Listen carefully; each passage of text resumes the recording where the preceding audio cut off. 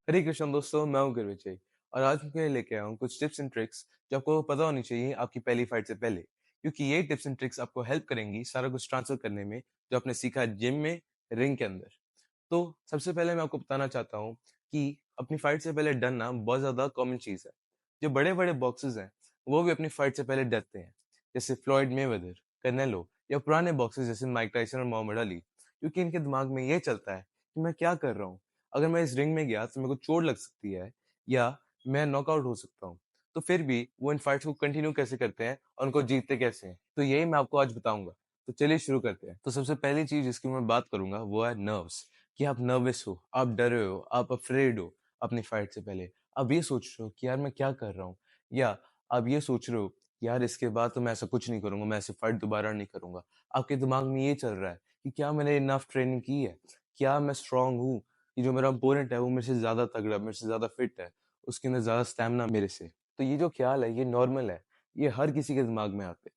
या आपके दिमाग में ये आएगा कि जो मेरा अपोनेंट है वो तो डरा हुआ लग ही नहीं रहा, या जो मेरा अपोनेंट है वो तो इतना खुश लग रहा है, वो तो इतना कॉन्फिडेंट लग रहा है, जो कि मैं तो इतना डरा हुआ हूँ। तो ये जो ख्याल है ये नॉर्मल है। तो आपको ये सोचना, जब ये ख्याल आते हैं, यार ये तो हर बॉक्सर के साथ होता है, जो मेरा अपोनेंट है उसके साथ भी हो सकता है। और आपके दिमाग में ये भी आएगा कि यार ये तो इतनी अच्छी ट्रेनिंग कर रहा है, ये इतना फास्ट है, ये तो ये कर रहा है, ये वो कर रहा है। फिर आप उसके सोशल मीडिया के ऊपर भी जा सकते हो, आप देखोगे यार आज ने क्या पोस्ट किया और ये कैसे अपनी ट्रेनिंग कर रहा है। तो जैसे आप सोशल मीडिया पे जाओगे और आप उसके ऊपर क्लिक करोगे और आप उसको देख रहे हो कि वो इतनी अच्छी ट्रेनिंग कर रहा है, तो आप तो डर जाओगे। तो आपको ये भी सोचना है कि वो सिर्फ अपनी अच्छी ट्रेनिंग की वीडियोस डालेगा, कोई बुरी चीजें थोड़ा ना डालेगा। अगर उसने कुछ गलत किया वो थोड़ा ना डालेगा, वो सिर्फ वो डालेगा जो वो आपको दिखाना चाहता है। और अगर हम जो अपने रोल्स हैं उनको रिवर्स करें, तो आप सेम चीज कर सकते हो कि अपना जो सोशल मीडिया है उसके ऊपर आप अपनी वीडियोस डाल सकते हो ट्रेनिंग की। क्योंकि अगर आप अपने अपोनेंट की वीडियोस को देख रहे हो, तो आपका जो ओपोनेंट है वो भी आपकी वीडियो देख सकता है।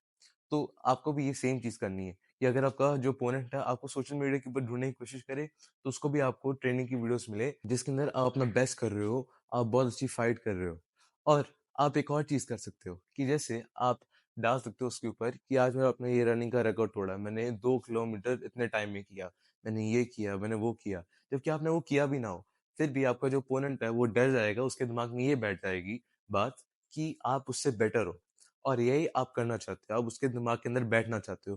जैसे वो आपके दिमाग के अंदर बैठा है, आप भी उसके दिमाग के अंदर बैठना चाहते हो। और जो आपके मन में ख्याल आ रहे हैं, उसके मन में भी वही ख्याल आ रहे हैं। लेकिन आप उसको और ज़्यादा डराने की कोशिश कर रहे हो। तो ये पहली टिप है जो बहुत ज़्यादा इम्पोर्टेंट है, और इससे आप अपने ओपोनेंट को और भी ज़्यादा डरा सकते हो और अपने अंदर से डर जो है उसको कम कर सकते हो, ये सोच के कि आपका जो ओपोनेंट है वो भी यही सब कुछ कर रहा है। और मैं एक और साइकोलॉजी टिप के ऊपर बात करूँगा, जो है कि अगर आप अपने रिंग के अंदर हो, या अपने वेन में हो, या आप वेन्यू में हो जहाँ पे आप अपने ओपोनेंट के सामने हो, तो अगर आप अपने ओपोनेंट के सामने ऐसे खड़े रहोगे, आप आपकी जो पैर हैं वो आपस में जुड़े हुए हैं, आप ऐसे-ऐसे चल रहे हो, तो ऑफ कोर्स आपका जो कॉन्फिडेंस है वो कम होगा और आप कॉन्फिडेंट नहीं दिखोगे। तो आपका जो ओपोनेंट है उसके अंदर और कॉन्फिडेंस आ जाएगा, यार मेरा ओपोनेंट तो ऐसा है, मैं तो सोचा था कि मेरा ओपोनेंट इतना खतरनाक होगा। तो आपका जो ओपोनेंट है कॉन्फिडेंट, उसका जो कॉन्फिडेंस है वो बढ़ रहा है और आपका जो कॉन्फिडेंस है वो कम होगा। तो आपको क्या करना चाहिए? आपको खुश रहना चाहिए। आपको अपने शोल्डर्स को पीछे करके, छाती को चौड़ी करके आप वॉक करो, सबसे बात करो, और कैसा है? और ऐसा आपको बात करनी चाहिए। अपने ओपोनेंट भी आपके सामने है, तो हे हाउ आर यू, आप कैसे हो, ऐसा आपको बात करनी चाहिए, जिससे आपके ओपोनेंट को लगेगा यार ये तो डर ही नहीं रहा, इसके अंदर तो बिल्कुल भी डर ही नहीं है। और जब आप रिंग के अंदर भी हो, तो रिंग के अंदर भी आप खड़े हो, आप ऐसे कर रहे हो, वार्म अप कर रहे हो, और रिंग के अंदर आपने ऐसे खड़े होकर अपने ओपोनेंट को नहीं देखना। आप हिलो, ऐसे आगे पीछे मूव करो, अपने आप को स्ट्रेच करो, आप फुट मूवमेंट की प्रैक्टिस साथ साथ में कर सकते हो, चीयर करो। तो इससे आप अपने ओपोनेंट को और डरा सकते हो कि यार मेरे ओपोनेंट के अंदर तो डर ही नहीं है, मैं करूं क्या, गर्वित के अंदर तो डर ही नहीं है बिल्कुल भी। तो इससे होगा क्या कि आपका जो ओपोनेंट है वो डरने लग पड़ेगा, और आप ऑफ कोर्स डरे हुए हो, लेकिन वो आपने शो नहीं करना बिल्कुल भी, क्योंकि अगर आपने शो किया कि आप डरे हुए हो, तो आपका जो ओपोनेंट है उसको फिर कॉन्फिडेंस मिल जाएगा। तो आपको ऐसे ही करना है। और जब रेफरी कहता है कि अपने ग्लव्स को टच करो, तो खुशी से आगे आओ, अपने ग्लव्स को टच करो, फिर पीछे जाओ, और जैसे आप अपने कॉर्नर में गए फिर दोबारा से फटाफट आगे आ जाओ। तो ये एक साइकोलॉजी ट्रिक है। तो जब आप फटाफट पीछे गए और दोबारा आगे आ गए, तो रेफरी आपको बोलेगा कि दोबारा पीछे जाओ, अभी बेल नहीं बजी है। लेकिन इससे ये छोटी-सी डिटेल से होगा क्या कि आपके ओपोनेंट को ये लगेगा यार तो ये बिल्कुल रेडी है, ये तो ऑलरेडी स्टार्ट करना चाहता है फाइट। तो ये एक छोटी-सी साइकोलॉजी ट्रिक है कि जैसे आपने ग्लव्स को टच किया, आपने खुशी से आपने उसका ग्लव टच किए, आप पीछे गए, जैसे आप अपने कॉर्नर में गए, दोबारा आ गया। रेफरी आपको पीछे भेजेगा, कोई बात नहीं। तो इससे होगा क्या कि आपका जो ओपोनेंट है, वो और डर जाएगा।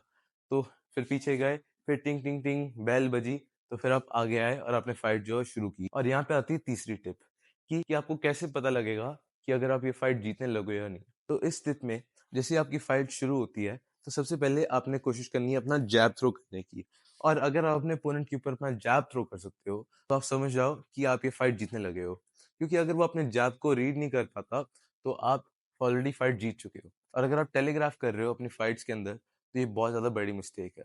और टेलीग्राफ में ये नहीं कह रहा हूँ कि जब आप पंच करते हो, तो आप ऐसे पंच कर रहे हो। मैं बात कर रहा हूँ छोटी से छोटी डिटेल की, कि जब आप जैब थ्रो करते हो, तो आप अपना जो हैंड है उसको पीछे लेके आते हो। तो यहाँ पे नोटिस करना कि जब मैं जैब थ्रो कर रहा हूँ, तो मैं अपने हैंड को पीछे लेके आ रहा हूँ, फिर उसको थ्रो कर रहा हूँ। तो ये छोटी-सी डिटेल्स भी बहुत ज़्यादा इफ़ेक्ट डाल सकती हैं आपकी फाइट्स के अंदर। तो आपको जब पंच थ्रो कर रहे हो, तो आपने बिल्कुल भी टेलीग्राफ नहीं करना। यहाँ पे वो आप हिल रहे हो, आपको अपने जैब को शार्प रखना है।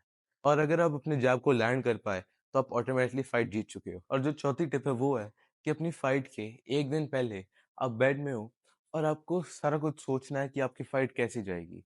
और जब मैं कहता हूँ सारा कुछ, मतलब सारा कुछ, कि आप सुबह उठते हो, आप रेडी होते हो, अपना सामान पैक करते हो, आप रिंग के अंदर पहुँचते हो, आप अपने अपोनेंट को देखते हो, आपका कोच आपको टिप्स देता है, फिर आपका पहला राउंड शुरू होता है, 10th राउंड तक जब आपकी फाइट खत्म होगी, तो हर एक चीज़ आपको इमेजिन करनी है। तो इमेजिन करने से क्या होगा कि आपको समझ लगेगी कि जब मैं फाइट करूँगा, मुझे क्या-क्या करना चाहिए।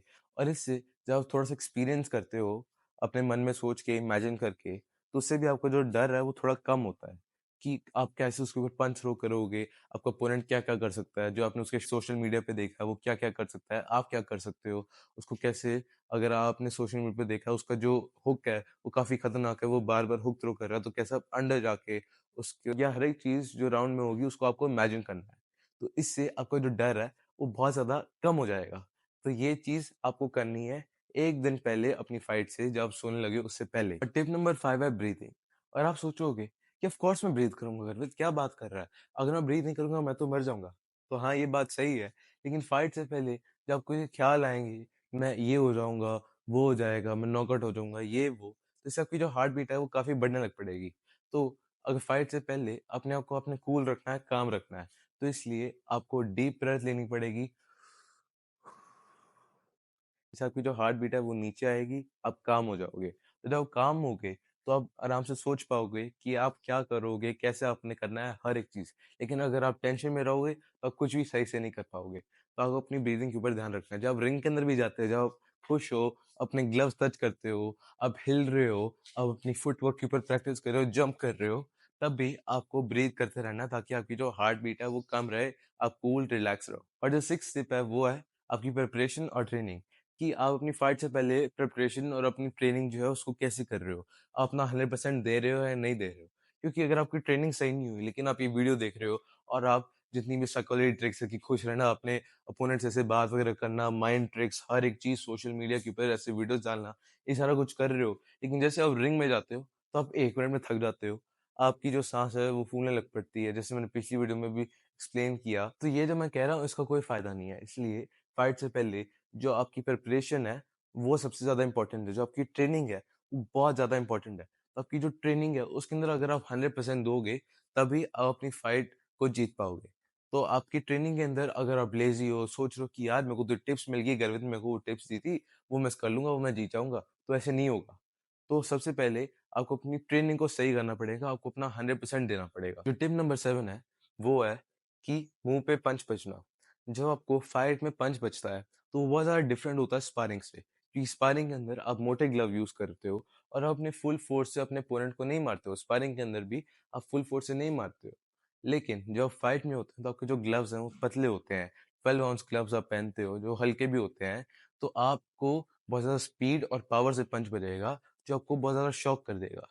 और इस शॉक से आप जो है कन्फ्यूज़ हो जाओगे और आपको ओपोनेंट को मौका मिल जाएगा आपके ऊपर और पंचेस को लैंड करने का। तो आपको इसी चीज़ को इमेजिन करना है अपनी फाइट से पहले कि जब जो मैंने आपको बताया था कि सारा कुछ आपको इमेजिन करना, तो अगर आप इस चीज़ को भी इमेजिन करोगे, तो आपके लिए बहुत ज़्यादा ईज़ी हो जाएगा अपने आप को मैनेज करना ऐसी सिचुएशन में।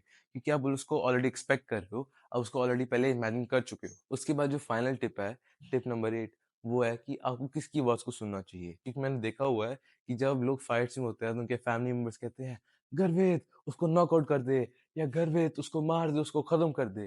तो आप सोचते हो कि सच्ची मैंने तो ये सोचा ही नहीं था, उसको नॉकआउट करना चाहिए।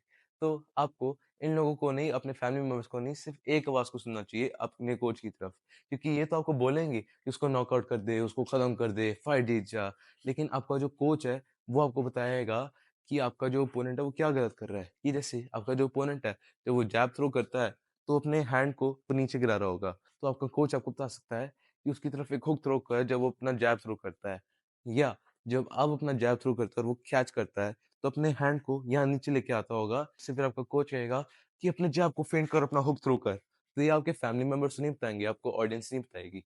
तो आपको अपने सिर्फ़ कोच की आवाज़ की तरफ फ़ोकस करना है, सिर्फ़ अपने कोच को सुनना है। तो ये थी आज की वीडियो, और ये जो 8 टिप्स मैंने आपको दिए हैं, ये बहुत ज़्यादा इम्पोर्टेंट है अगर आप अपनी फाइट की तैयारी कर रहे हो।